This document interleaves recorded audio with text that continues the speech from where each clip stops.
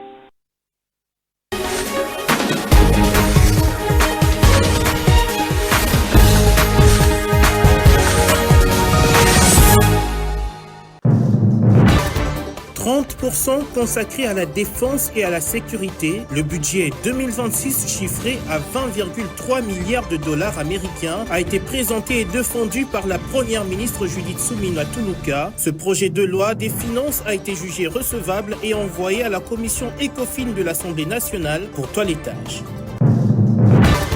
Ils ont été victimes des pluies des 4 et 5 avril dernier. Plusieurs sinistrés étaient ce mercredi devant l'Assemblée provinciale de Kinshasa où était entendu en plénière le ministre provincial de la Santé qu'ils accusent d'inaction.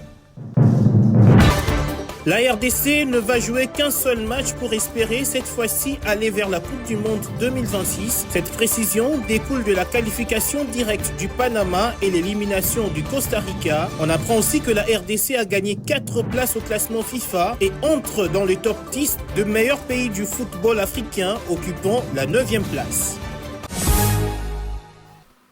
Bonsoir à tous, bienvenue dans cette édition du journal sur Digital Congo pour vous informer. C'est une mesure qui avait été prise pour réduire sensiblement le taux d'insécurité dans la province du Nord Kivu, mais l'opération Armes contre argent a été suspendue sur ordre du vice-premier ministre en charge de l'Intérieur. Dans un télégramme parvenu à notre rédaction, Jacquemaine Chabani justifie sa position par le fait que la RDC risque d'être mal vue par les Nations Unies. Selon ce document, le gouverneur militaire du Nord Kivu est appelé à attendre la réunion de cadrage avec les ministères concernés qui pourra mettre un point d'honneur sur cette question. On se rappelle que le gouverneur militaire du Nord Kivu, le général-major Kakule Somo Evariste, avait lancé cette opération il y a à peine quelques jours pour limiter la circulation et la détention illégale d'armes. 59 021 milliards de francs congolais. C'est à ce chiffre que s'élève le projet de loi des finances exercice 2026, soit 20,3 milliards de dollars américains. Les députés nationaux l'ont jugé recevable ce mercredi après qu'il soit défendu mardi par la première ministre accompagnée de quelques membres de son gouvernement. Le texte a été confié à la commission ECOFIN pour approfondissement et toilettage. John Zati. C'est fait ce jour à l'Assemblée nationale. Le projet de loi des finances exercice 2026 est déclaré recevable. C'était après la présentation par la première ministre Judith Suminwa mardi, revenu ce mercredi, vider les préoccupations soulevées par les députés nationaux. 59 021 milliards de francs congolais, soit 20,3 milliards de dollars américains. Tel est le budget proposé. Comparé à l'année 2025, une progression de 16%. D'après la première ministre, le budget 2026 repose sur 5 priorités majeures. Sécurité et défense, 11 896 milliards de francs congolais. Développement économique, agriculture, industrie et infrastructure, 11 972 milliards de francs congolais. Éducation, avec la poursuite de la gratuité de l'enseignement de base, 6 657 milliards de francs congolais. Santé universelle, 5 579 milliards de francs congolais. Protection sociale, 1 211 milliards de francs congolais. Aimé Boji, président de l'Assemblée nationale, a confié le texte à la Commission économique et financière de l'Assemblée nationale pour examen approfondi. La Commission a 14 jours pour produire son rapport. Et puis ce démenti formel qui nous vient de la cellule de communication du du commerce extérieur qui tient à remettre le pendule à l'heure au sujet d'un article publié sur Facebook mettant en cause la régularité dans la mise en place des cadres à la division provinciale du commerce extérieur du Lualaba. Le secrétariat général du commerce extérieur rejette en bloc ce qu'il qualifie d'insinuation contenue dans cet article qui, selon lui, vise seulement à saper les efforts fournis au niveau du ministère du commerce extérieur. Suivez la lecture de ce communiqué avec Obed Kambale. Le secrétariat général du commerce extérieur a pris connaissance par la voie des réseaux sociaux d'un article tendancieux diffusé sur Facebook mettant en cause la régularité de la récente mise en place des cadres au sein de la division provinciale du commerce extérieur du Lualaba. Afin de rétablir la vérité et préserver l'image de l'institution, la cellule de communication apporte les précisions suivantes.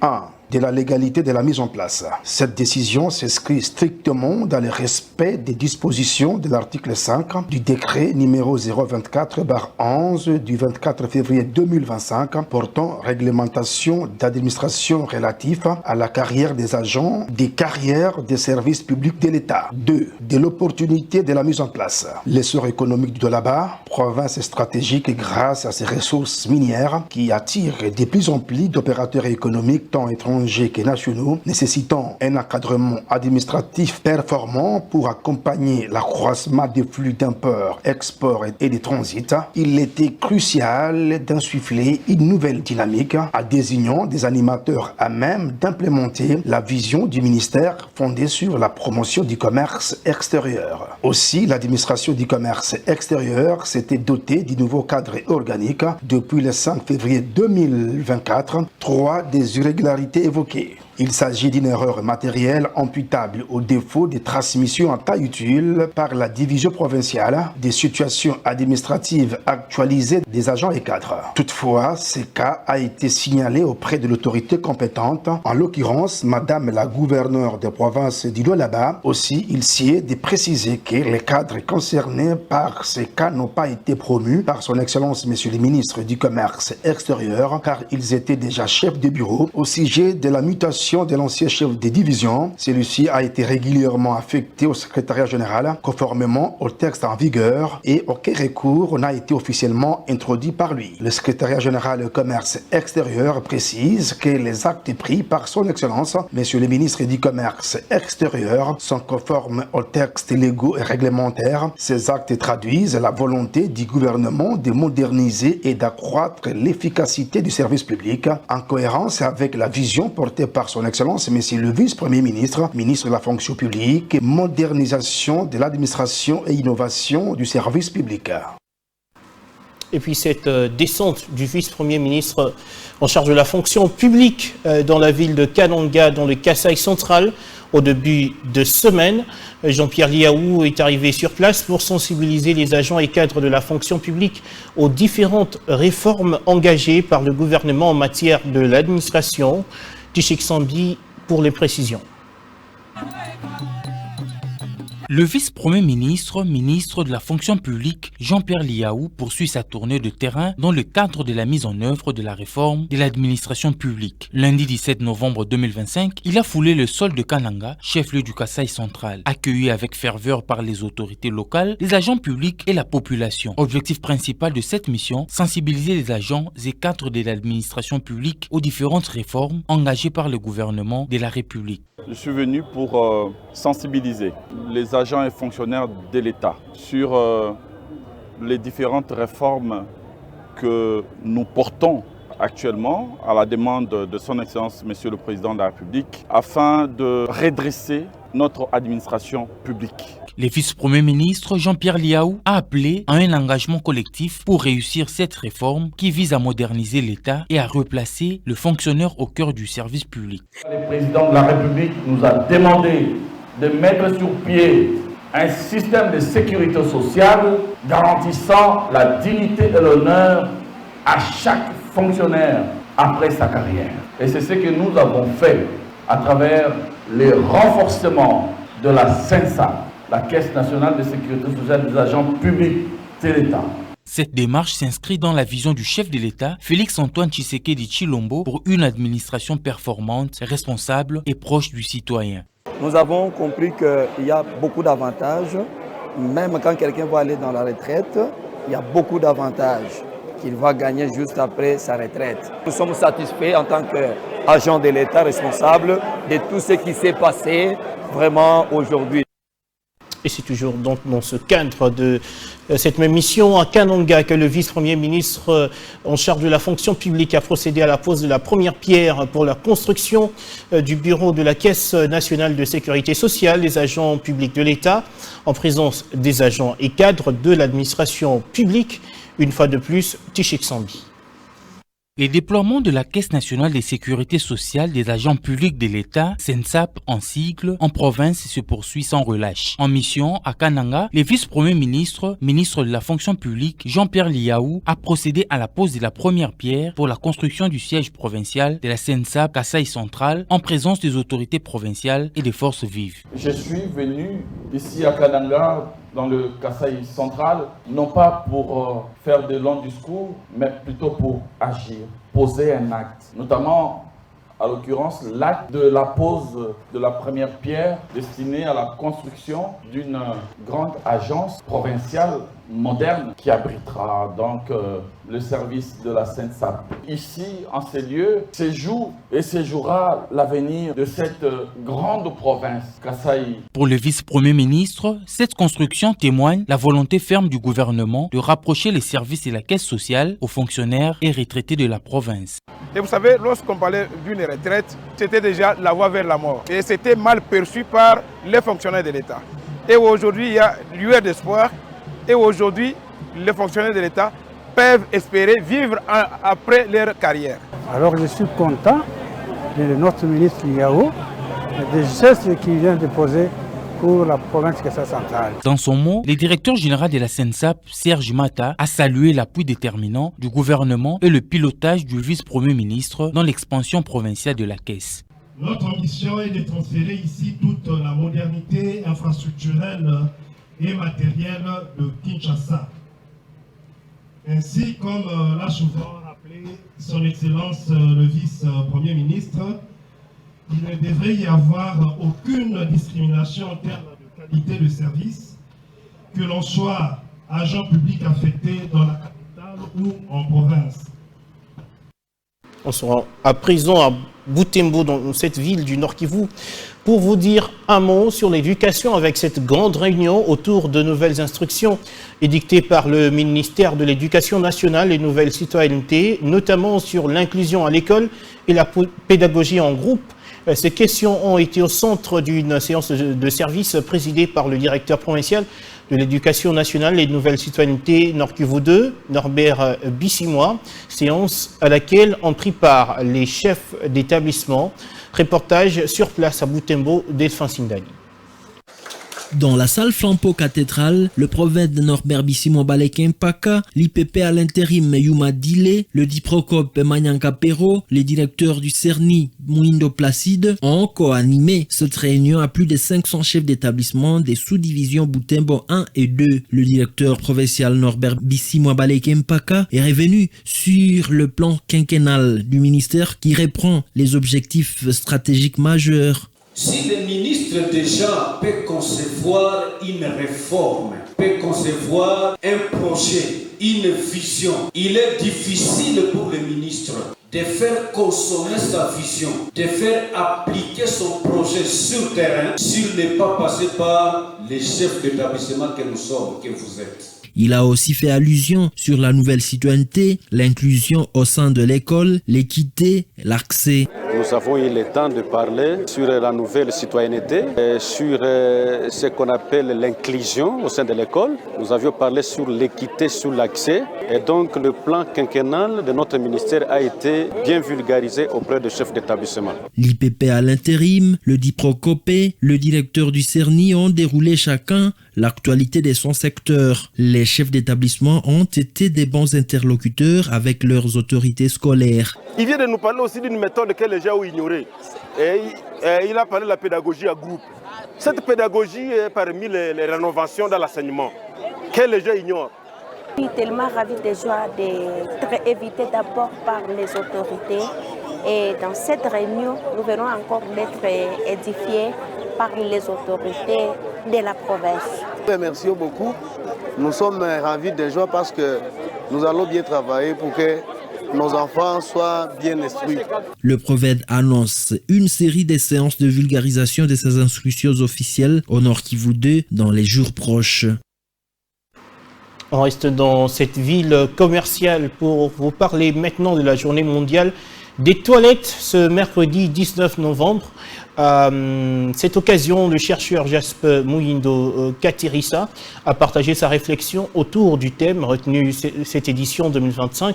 Pour lui, les femmes, les filles ainsi que les personnes en morbidité réduite sont encore privées de toilettes sûres. Delphin Sindani l'a rencontré. Jasper Muindo Katirisa, docteur PhD du domaine de recherche en gestion des organisations de santé, spécialité management de services de santé, est parti d'un questionnement à l'occasion de la journée mondiale des toilettes. Qu'adviendra-t-il si par exemple toute la journée les portes de toilettes de votre lieu de travail, de la maison où vous habitez, de l'école où vous étudiez, de l'église où vous priez restent fermées? Ceci nous pousserait, moi et vous, qui m'écoutez maintenant, à chercher ensemble les réponses à certaines questions qui suivent. Comment serait la vie sans toilette à la maison? Comment serait la vie sans toilette à l'école? Comment serait la vie sans toilette à l'hôpital? Comment serait la vie sans toilette dans les magasins? Que feriez-vous si vos amis ou vos voisins n'avaient pas de toilettes? Pourquoi les toilettes sont-elles aussi importantes dans notre vie? Comment garantir que tout le monde dispose de toilettes sûres d'ici 2030? Pourquoi devons-nous changer de comportement à l'égard de l'assainissement? Pour aujourd'hui, les résultats de recherche scientifiques montrent que des milliards de personnes restent encore privées des toilettes sûres, poursuit ce chercheur. Aujourd'hui, les résultats de recherche scientifiques nous montrent que des milliards de personnes restent encore privées de toilettes sûres. Les catégories les plus touchées sont les femmes, les filles ainsi que les personnes à mobilité réduite. Pourtant, ces catégories sont dans toute la société et cela partout.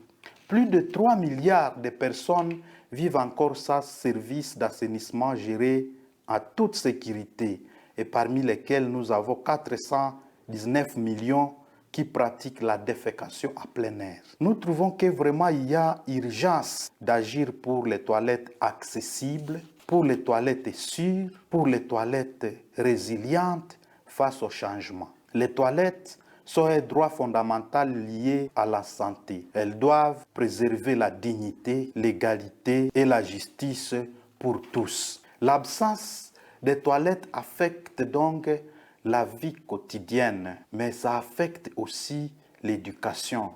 Ça affecte la sécurité de l'être humain, surtout des femmes et des filles. Les toilettes jouent un rôle très crucial pour prévenir les maladies. Le thème retenu pour cette édition 2025 est « Nous aurons toujours besoin des toilettes ». Retour à Kinshasa, où après près de 6 mois, après les pluies diluviennes du 4 au 5 avril dernier, plusieurs familles sinistrées ont manifesté ce mercredi devant l'Assemblée provinciale. Ils expriment leur détresse et dénoncent l'inaction du ministre provincial de la Santé, Patricien Gongo, interpellé en plénière par les députés provinciaux, Trésor Ngoudia et Olivier Abedi. Plusieurs mois après les inondations meurtrières qui ont endeuillé Kinshasa en avril dernier, les sinistrés manifestent toujours leur désarroi. Devant l'Assemblée provinciale de Kinshasa ce mercredi, ces derniers réclament une assistance durable et dénoncent l'inaction du ministre provincial de la Santé, Patricien Gongo Abakazi. Le ministre aurait distribué aux sinistrés des montants largement inférieurs à ceux initialement annoncés, explique Bienvenu Mwanza, président de sinistrés. Nous reprochons au ministre provincial de la Santé, son Excellence Gongo Patricien, c'est l'inégalité de la distribution de notre indemnisation. Ça s'est passé dans des conditions mauvaises. Il nous donnait des enveloppes fermées. Il nous faisait signer un document sans une rubrique d'un montant quelconque. et vous touchez, n'ouvrez pas l'enveloppe et vous faites monter dans l'ambulance. Nous sommes mobilisés pour réclamer maintenant l'insuffisance de notre indemnisation. Ce dernier appelle à l'implication du chef de l'État Félix Tshisekedi pour un éclaircissement sur l'enveloppe prévue pour tous les sinistrés ainsi que pour chaque ménage. Demandons au chef de l'État, le garant de la nation. Nous sommes son peuple. Celui qui avait eu pitié de nous, on envoyait des bus, des camions, des ambulances pour nous transporter, nous faire quitter de Ndanou, Kinshasa pour aller à Lumumba, Stade Tata Raphaël, Martyr, Bandal. Alors c'est à lui de nous aider à savoir combien était l'enveloppe des sinistrés. Combien un sinistré, chaque ménage devrait toucher combien?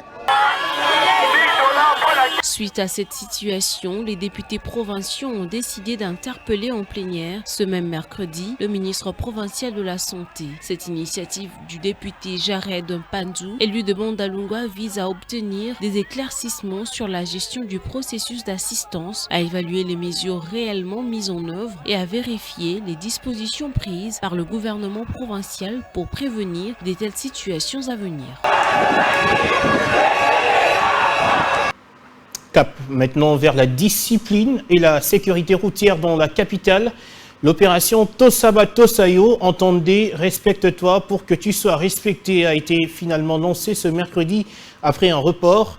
Le coup d'envoi a été donné depuis le rond-point magasin par le gouverneur de la ville-province de Kinshasa, Daniel Bumba, qui soutient que cette mesure vise à renforcer la discipline routière, encourager les conducteurs au respect du code de la route et améliorer la sécurité dans la capitale. Brandon Bameko, Abel Condé et Hubert Chipukana. Annoncé pour le 17 novembre, puis repoussé à ce mercredi 19, l'opération de contrôle technique appelée Tosaba Tosayo a été lancée à Kinshasa. C'est le gouverneur Daniel Bumba qui en a donné le go depuis le rond-point magasin. L'autorité provinciale précise que l'initiative vise à renforcer la discipline des conducteurs et le respect du code de la route. En faisant cet acte ici, nous voulons justement mettre fin à des pratiques genre des mi-terrain, des hausses de prix de manière unilatérale, mais également des tracasseries liées aux agents de transport. Aujourd'hui, ils sont identifiés pour qu'ils puissent faire leur travail. Donc, aucun agent peut se prétendre agent de transport sans être identifié. Occasion pour le gouverneur de Kinshasa d'inviter la population de la capitale à accompagner cette opération en vue de sa réussite. Aujourd'hui, si la norme est observée, nous allons vivre de manière organisée dans un milieu urbain. Donc ici présent, j'appelle à la population de pouvoir accompagner cette campagne parce qu'il va de l'intérêt de tout un chacun de nous.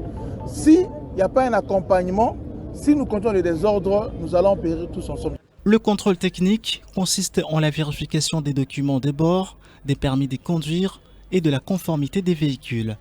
Les personnes non en ordre s'exposent à des amendes.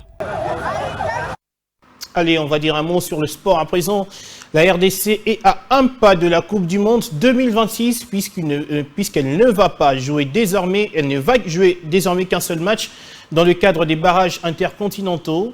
Ce verdict de dernière minute est attribué à la qualification directe du Panama et l'élimination du Costa Rica, qui ont donc permis à la RDC et à l'Irak de rester comme les deux nations les mieux positionnées au classement FIFA. La RDC ne connaîtra pas son adversaire de mars prochain immédiatement. Il faudra attendre la sentence des rencontres qui opposeront la Jamaïque et la Nouvelle-Calédonie, ainsi que le Suriname, contre la Bolivie, qui d'ailleurs est en pleine forme ces dernières années. Et on l'a appris dans la journée, la RDC a gagné 4 places au classement FIFA, publié ce même mercredi, passant de 60 à 56e. Ce résultat est le fruit de ces deux performances en barrage Afrique pour la Coupe du Monde, notamment face au Cameroun et au Nigeria. Sur le continent, la RDC intègre le top 10 et se positionne désormais en 9e position, coiffant sur le fil le Cameroun et l'Afrique du Sud. On va donc y revenir dans nos prochaines éditions. On termine ce journal en international, précisément au Gabon. 9 anciens collaborateurs de l'ex-président Ali Bongo ont été condamnés lundi. Ils sont accusés pour corruption, détournement de fonds publics et blanchiment d'argent. Commentaire Tchik Sambi. 9 anciens collaborateurs de l'ex-président du Gabon, Ali Bongo, ont été condamnés à 2 peines, des prisons allant de 2 à 15 ans. C'est le verdict de la Cour criminelle spécialisée de Libreville. Cette décision intervient 6 jours après la condamnation par contumace de Sylvia et Noureddine Bongo à 20 ans de réclusion criminelle. Les prévenus ont été reconnus coupables de détournement massif de fonds publics, corruption et blanchiment d'argent. L'accusation évoque des crimes financiers qui ont eu lieu pendant les 14 années de pouvoir d'Ali Bongo de 2009 à 2023. L'affaire porte sur un montant total d'environ 4 917 milliards de francs CFA, soit près de 7,5 milliards d'euros. Une somme qui aurait été détournée pour l'acquisition de champs pétroliers, 2 avions Boeing et des biens mobiliers au Gabon, au Maroc et à Londres selon les informations du parquet. La Cour a également exigé aux condamnés le remboursement du préjudice moral subi par l'État. La plupart des accusés avaient été arrêtés lors du coup d'État de 2023, en même temps que Sylvia et Noureddine Bongo. Il s'est dénoté que Sylvia et Noureddine Bongo étaient autorisés par le pouvoir gabonais à quitter le territoire après 20 mois de détention dans le cadre d'une libération provisoire. Depuis, ils se sont installés à Londres et ne sont pas retournés au Gabon pour se faire juger. Initialement prévu jusqu'au 14 novembre, le procès s'est poursuivi jusque lundi dans la matinée. Voilà, c'est ici que nous mettons un terme à cette édition du journal. Madame, Messieurs, merci à tous de nous avoir suivis. D'ici là, portez-vous bien.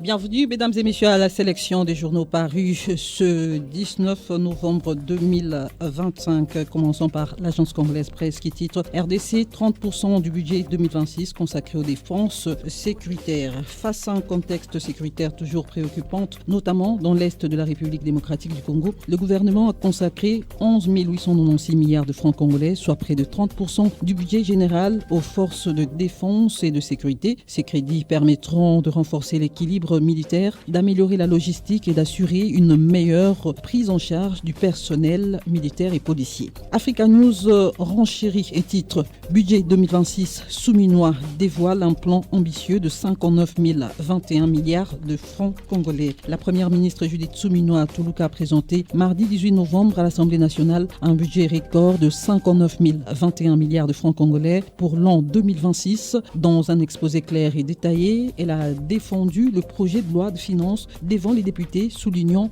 l'équilibre en dépenses et recettes et la volonté du gouvernement de répondre aux défis sécuritaires, économiques et sociaux du pays. À la prospérité de souligner RDC, le budget 2026 est élevé à 59 021 milliards de francs congolais sous la direction du président de l'Assemblée nationale Aimé Boji. La plénière de ce mardi 18 novembre 2026 a été marquée par la présentation de l'économie du projet de loi des finances par la première ministre Judith Souminois. Le budget évalué à 59 021 milliards de francs congolais connaît une progression de 16% par rapport à 2025 et est présenté en équilibre en recettes comme en dépenses.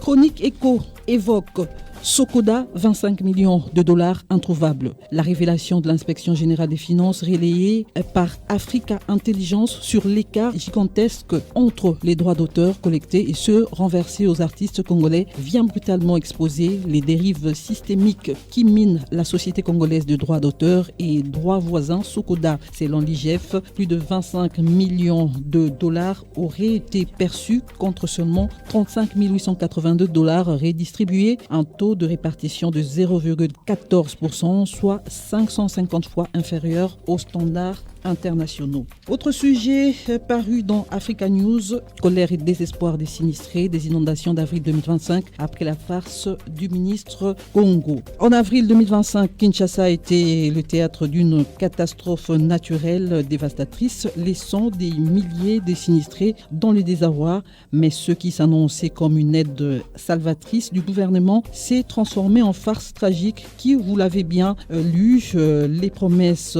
mirobolantes du ministre provincial de santé, Patricien Gongo, se sont évaporées comme une illusion. Au lieu de $6,000 promis par chaque famille touchée, ces derniers n'ont perçu en moyenne qu'une poignée de dollars, souvent inférieure à $500, de quoi alimenter une colère sourde et croissante parmi les victimes. Mardi 18 novembre, devant le siège de l'Assemblée provinciale de Kinshasa, un collectif de sinistrés s'est réuni pour dénoncer ce qu'il qualifie d'indemnisation injuste et dérisoire. Voilà tout pour cette revue de presse. Merci de l'avoir suivi.